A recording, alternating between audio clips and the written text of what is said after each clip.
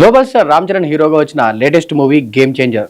దర్శకుడు శంకర్ తెరకెక్కించిన ఈ పొలిటికల్ డ్రామా జనవరి 10న ప్రేక్షకుల ముందుకు వచ్చింది.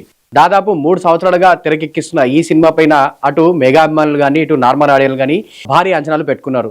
ఎట్టకేలకు ఈ సినిమా జనవరి 10న ప్రేక్షకుల ముందుకు రావడంతో ఈగర్ గా వెయిట్ చేసి ఈ సినిమాను చూశారు. అయితే సినిమా విడుదల తర్వాత ఆడియన్స్ నుంచి మాత్రం ఈ సినిమాకి మిక్స్డ్ టాక్ వచ్చిందని చెప్పాలి. రొటీన్ స్టోరీ అలాగే ఉన్న స్క్రీన్ ప్లే తో ఆడియన్స్ కాస్తంత నిరాశపడ్డారు. దీంతో ఆడియన్స్ నుంచి ఈ సినిమాకు నెగిటివ్ కామెంట్స్ ఎక్కువగా వినిపించాయి. కాకపోతే సినీ అభిమానులు మాత్రం ఈ సినిమాను ప్రైజ్ చేస్తున్నారు.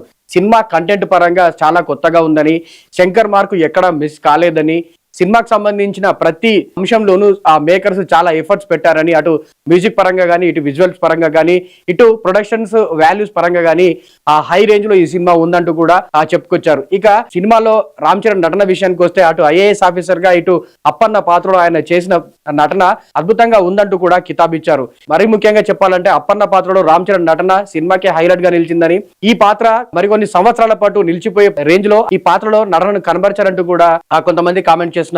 కేవలం ఆడియన్సే కాకుండా సినీ క్రిటిక్స్ నుంచి కూడా ఈ సినిమాకి మంచి కామెంట్సే వినిపిస్తున్నాయి. ఈ నేపథ్యంలోనే మొదటి రోజు ఈ సినిమాకు భారీ లెవెల్లో కలెక్షన్స్ వస్తాయంటూ కూడా ముందు నుంచి ట్రేడ్ వర్గాలు అంచనా వేశాయి. అందుకు తగ్గట్టుగానే మొదటి రోజు భారీ సంఖ్యలో ఈ సినిమా అధిక వసూళ్లు సాధించినట్టుగా కూడా అధికారిక ప్రకటన చేశారు మేకర్స్.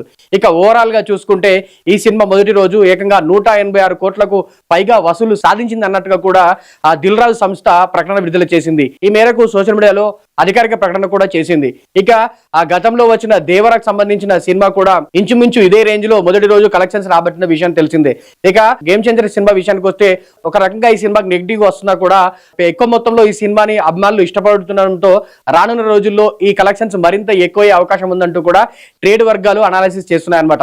ఇప్పటి వరకు ప్రెసెంట్ ఆ ట్రెండ్ అయితే ఏ రేంజ్ లో ఉందో అదే ట్రెండ్ కనుక కంటిన్యూ అయితే ఖచ్చితంగా దాదాపు 700 నుంచి 800 కోట్లకు పైగా ఈ సినిమా ఓవరాల్ గా కలెక్షన్స్ రాబట్టే అవకాశం ఉందంటూ కూడా కామెంట్ చేస్తున్నారు. మరి మీ ఒపీనియన్ లో ఈ సినిమా ఏ రేంజ్ లో కలెక్షన్స్ రాబడుతుందని మీరు అనుకుంటారు అనేది కింద కామెంట్ చేయండి. ఇలాంటి మరిన్ని అప్డేట్స్ కోసం మా పల్లవి ఛానల్ ని సబ్స్క్రైబ్ చేయండి.